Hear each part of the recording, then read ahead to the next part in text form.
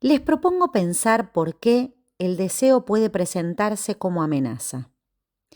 Especialmente voy a hacer referencia al modo en que se presentan algunas neurosis y que nos puede ayudar a comprender la relación entre el deseo y el goce, por un lado, y al mismo tiempo cómo podemos pensar la posición neurótica específicamente como un modo de posición respecto del deseo. Sabemos que el deseo no es el apetito de la necesidad, no es el objeto que se presenta, ¿no?, en la estructura de la demanda. Y este es un punto esencial porque el deseo surge precisamente de la separación entre la necesidad y la demanda. Recuerden allí que Lacan lo que presenta en su escrito, La significación del falo, lo hace aparecer como la diferencia absoluta, ¿no? El deseo no es entonces el apetito ni la demanda, sino la diferencia que opera en una sustracción. Entonces, si la demanda solo puede satisfacerse por medio de un objeto concreto, en ese plano podemos decir que la satisfacción tiene que darse de manera imperiosa. Incluso, si pensamos en la dimensión temporal, una necesidad ocurre en un tiempo determinado. Y frente a la cancelación de su estímulo por medio de un objeto específico, desaparece dicha exigencia, ¿no? Desaparece hasta que aparezca nuevamente, por supuesto. Recuerden que esto es lo que Freud marcaba como diferente de la pulsión, ¿no? Justamente por presentarse esta última como un estímulo de carácter constante. No rechazamos un pedazo de pan cuando estamos hambrientos, ¿no?, ni un poco de agua si estamos sedientos en el medio del desierto. Otra cosa es lo que ocurre con la demanda. Pero también es preciso situar que el deseo se presenta de manera articulada, incluso está articulado a la demanda, porque no puede ubicarse, sino como un modo siempre fallido de relacionarse con la palabra, ¿no? Justamente porque el deseo es eso innombrable.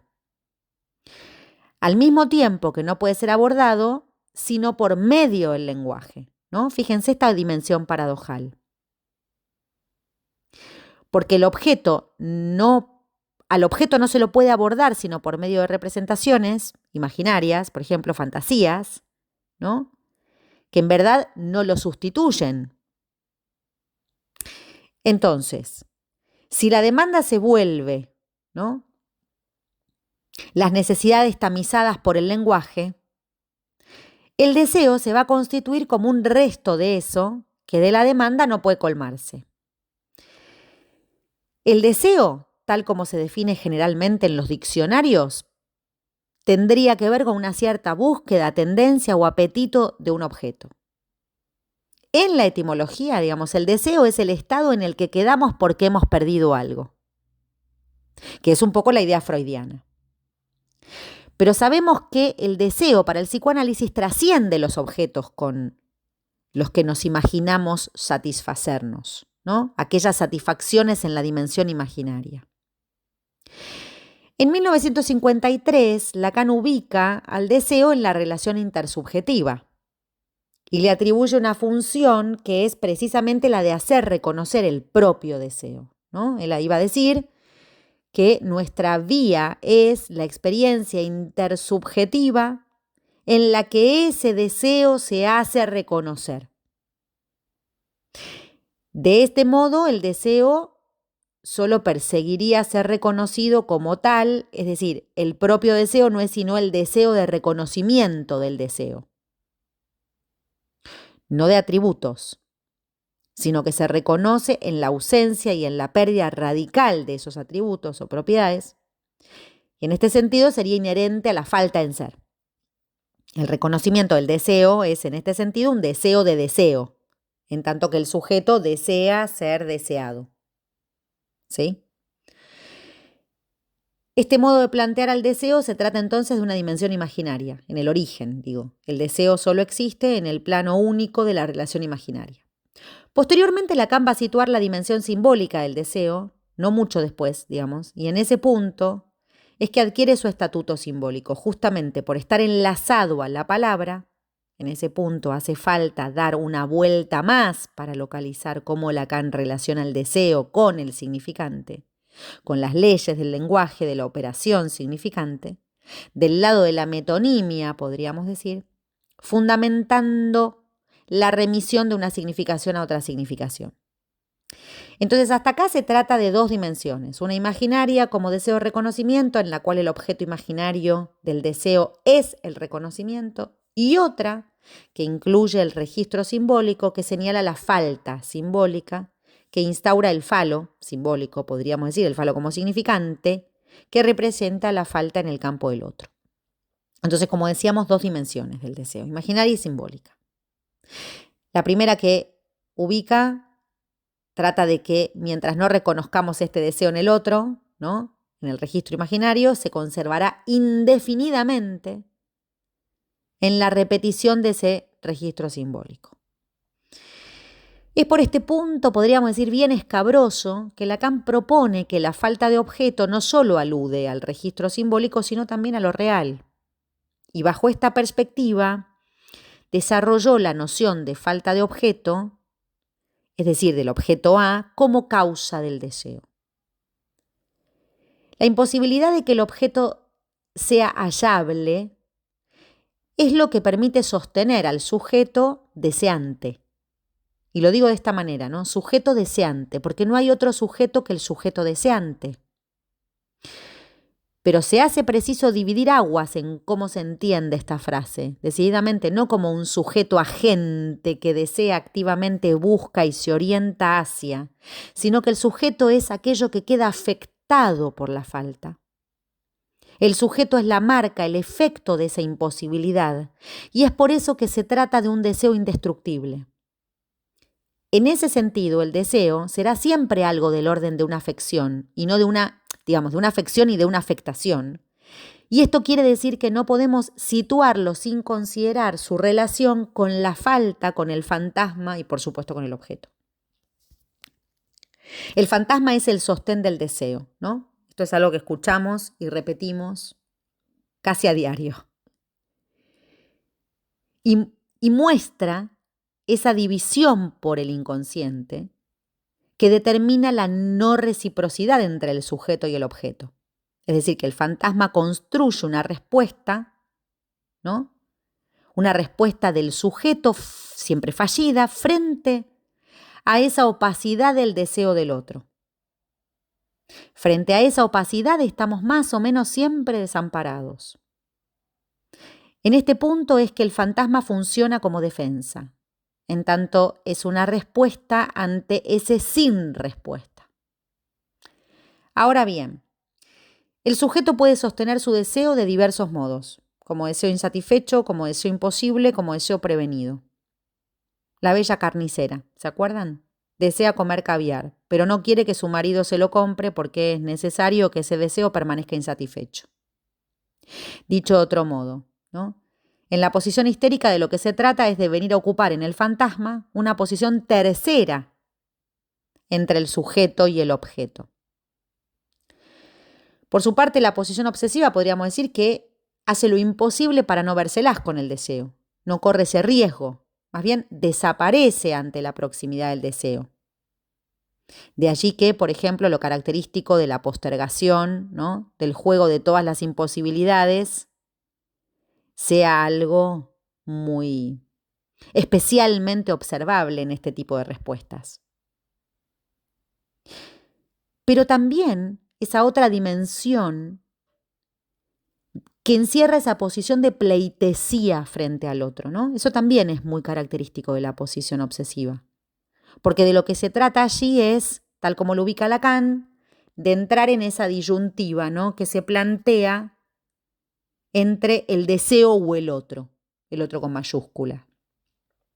El sujeto en la obsesión no advierte que al constituirse como deseante, ¿no?, está marcado por un peligro, porque el deseo mismo, ¿no?, ya es una defensa. Hay allí, dice Lacan, un pedido de auxilio del sujeto para sostener su deseo, para sostenerlo en presencia del deseo del otro, para constituirse como deseante, a pesar del otro. Es por eso que para sostener el deseo, El neurótico llama al auxilio, ¿no?, de una posición tercera dentro de su relación con el deseo del otro. Pero en la medida en que el deseo se distingue de todas las demandas, lo que me interesa situar específicamente es que en la neurosis es el deseo mismo lo que viene a presentarse como amenazante, independientemente de que se trate de una fobia, una histeria, una neurosis obsesiva. Y que si bien es importantísimo, por supuesto, establecer esta diferencia en cada caso, sin que podamos generalizar, sin que caigamos en las generalizaciones, lo que quiero situar hoy es que el deseo en la neurosis cobra la forma de una amenaza que cada neurótico pondrá afuera y en un escenario diferente, ¿no? En el jefe, en otra mujer, en alguien que sea considerado superior, que sepa más, que gane más plata, que esté más a la altura de quién sabe qué.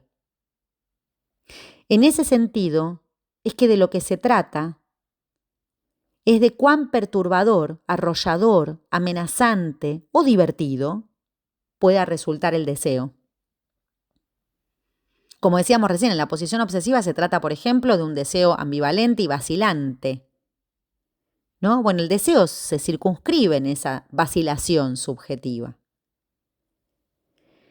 Esto hace que se mantenga a distancia y resguardo del deseo, ¿no?, manteniéndolo a raya, podríamos decir, sacrificándose para complacer al otro una y otra vez. Entonces, frente al deseo y sus vicisitudes estamos frente a un problema. Y estamos frente a un problema siempre y cuando no querramos salir de ese escollo demasiado rápido y entendiendo. Por esta razón es que la cuestión del deseo es tan problemática, a la vez que importante. Diría más, no nos permite pensar siempre el deseo como aquello no realizado, sino que en ocasiones se trata de todo lo contrario. No es tan sencillo que el sujeto soporte esas acrobáticas destrezas a las que conduce el deseo.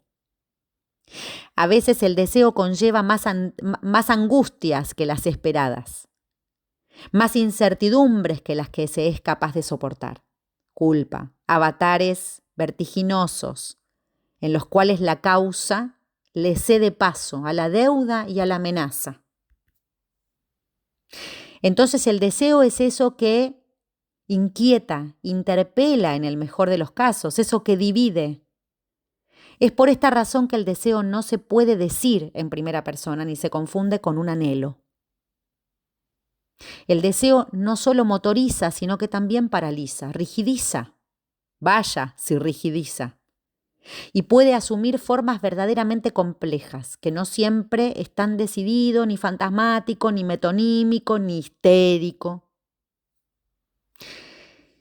Si se trata de un deseo que por definición es siempre inconsciente, no siempre esto hace referencia a lo reprimido, sino que lo que quiero destacar es su valor enigmático. Es por esto que resulta ajeno, como viniendo de otro lado, de afuera, quién sabe de dónde. Si el deseo es precisamente lo que hace que para el psicoanálisis el sujeto se postule como sujeto dividido, es precisamente porque, como dijimos, no es articulable, no es representable, no es capturable. Esto es lo que hace a la complejidad de su problemática. Lacan va a decir que el deseo es ese tormento, ese trastorno de toda homeostasis. Es eso que contradice el principio del placer en algún punto. Es inquietante. Pero volvamos a la cuestión de la amenaza. Si consideramos por un momento que la amenaza proviene de una entidad castigadora, y es una de las formas que asume la castración, resulta interesante y paradojal pensar esa relación entre el deseo y la amenaza. Porque hay amenaza frente a la aparición de deseos y hay deseos que en sí se presentan como amenazantes. ¿Cómo es que se defiende a alguien del deseo? ¿Cómo es que el encuentro con un deseo es precisamente lo amenazante? ¿Cómo sobrevive el deseo cuando se pone en juego cierta amenaza? La cuestión clínica y no solo clínica porque se vuelve a ver de un modo muy evidente a la simple observación, es que esa forma que toma el deseo cuando se presenta como amenaza, es muy común verla bajo la forma de ciertas inhibiciones cuando se presentan como una severa autoridad. Cuando el superyo se erige y ejerce un poder en la medida en que es el encargado de inhibir.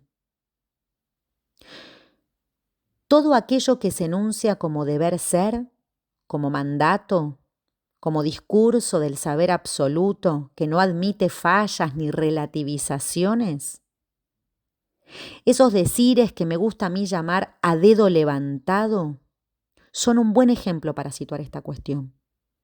Las maneras en las que se renuncia al deseo o que el deseo se presenta como amenazante y que el sujeto mismo las vive de esa manera, adquieren una envoltura severa, un revestimiento rígido, petrificante, que toma la forma de bastión fálico, podríamos decir, ¿no? Ese bastión fálico del saber. En esos casos el deseo se advierte porque adquiere una forma feroz que esconde el castigo dirigido en ese mismo deseo. Se podrá pensar que hay un malo de la película, otro que viene a estorbar mis posibilidades, quien viene a poner en peligro o en jaque mi deseo. Pero eso no será más que una puesta en escena de unos pocos velos engañosos de la verdadera cuestión. Y la verdadera cuestión es la que podemos encontrar cuando a ese decir, amo, señor y dueño de todas las verdades, se le opaca el brillo fálico. Es posible encontrar en la representación de ciertos casos de inhibición, en lo que representan ciertos casos de inhibición, un estandarte de verdades que son pronunciadas como saberes absolutos. Cuando digo absolutos me refiero dispuestos a juzgar a todo aquel que no siga la regla, evitando así asistir a una cita con el deseo. Una inhibición muestra la cara inmóvil del deseo. Eso que se pretende petrificar, frenar, aquietar, acallar, detener, etcétera, etcétera, etcétera. Logro que se rodea a partir de la rigidez, ¿no? Y es esa rigidez la clara muestra de la obstrucción del deseo. Hay posiciones que ponen en juego su propia inhibición en las feroces críticas y en las inhibiciones incluso hacia los otros. La inhibición pretende poner a salvo al deseo, dejando al síntoma en el museo, porque detiene el movimiento del deseo, ¿se entiende? Si lo que antecede al acto, ¿no?, es precisamente el deseo, si se detiene el movimiento que antecede al acto, entonces se deja al síntoma en el museo. La inhibición es un freno del movimiento que se produce cuando el sujeto cae en la trampa mortal de algo que llamamos narcisismo. Porque el narcisismo es el obstáculo que impide el acto. Lacan dice que estar impedido es estar tomado por la trampa narcisista, quedando tomado por su propia imagen. Pero el espejo no es solamente aquello que devuelve siempre el júbilo, ¿no?, de la asunción de una imagen. Sabemos muy bien que el espejo también encierra aquello que confronta con la castración. Eso que Lacan llamó el menos fi, el objeto A, lo que falta. En este sentido, a nivel de la inhibición se pone en juego lo que no se quiere saber de la castración. ¿Y qué es eso que no se quiere ver o no se quiere saber? Lo que se pierde.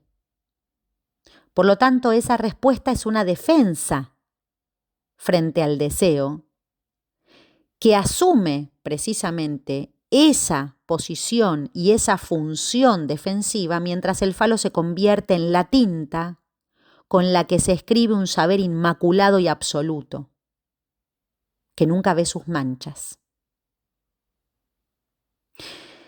Lacan va a decir que por la función del objeto A el sujeto se separa, deja de estar ligado a la vacilación del ser en el sentido que forma lo esencial de la alienación. Es por esto que existe una relación entre la censura y la inhibición que detiene el acto. En la medida en que la censura funciona como vigilancia y estancando el lugar feroz de una mirada que detiene el movimiento del deseo, que como dijimos, ¿no?, forma parte de esa trampa narcisista que encarna una mirada superyoica que vigila y juzga. En este punto se trata del deseo en su dimensión más alienante, ¿no? Incluso podríamos decir más fantasmática. Porque es eso lo que caracteriza el valor escópico. Será preciso entonces que el objeto se recorte y caiga como resto, soporte de la falta y agujero en el otro, abriendo las puertas del museo, cediendo paso y poniendo en movimiento al deseo reencauzado en su función, lo cual no se logra sin una pérdida, ¿no? Una pérdida de goce, podríamos decir. Siendo esa pérdida la condición necesaria para conmover la fijeza que habita en la inhibición.